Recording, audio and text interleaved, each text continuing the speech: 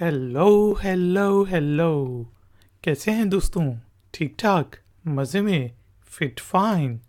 आपको वेलकम कहता हूँ ifactioner.com के लर्निंग वीडियो ट्यूटोरियल्स में। आज के वीडियो ट्यूटोरियल में हम इंग्लिश के वर्ड एप्पल का मीनिंग हिंदी और उर्दू में जानेंगे।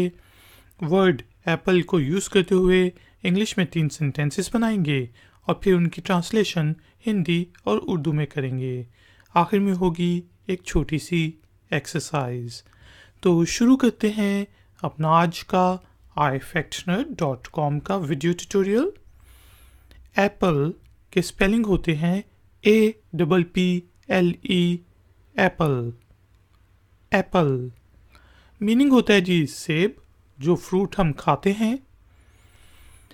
अब एप्पल कई दफ़ा मुहावरों में भी यूज़ होता है, जैसा कि ही is an apple of his mother's आई। हिंदी और उर्दू में कहते हैं वो अपनी माँ की आँख का तारा है।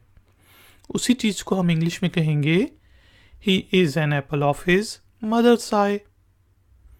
इसी तरह an apple a day keeps the doctor away.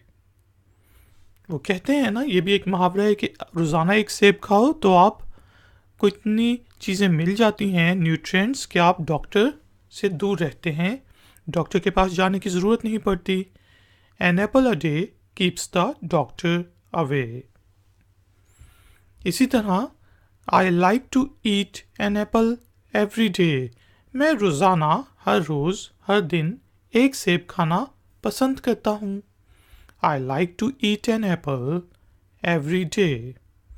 तो हमने देखा एप्पल का मीनिंग होता है सेब।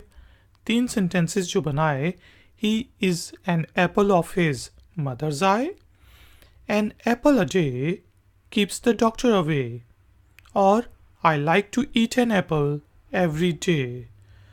तो दोस्तों, एक्सरसाइज से पहले काइंडली इस वीडियो को लाइक और शेयर ज़रूर कर दें फेसबुक वगैरह के ऊपर।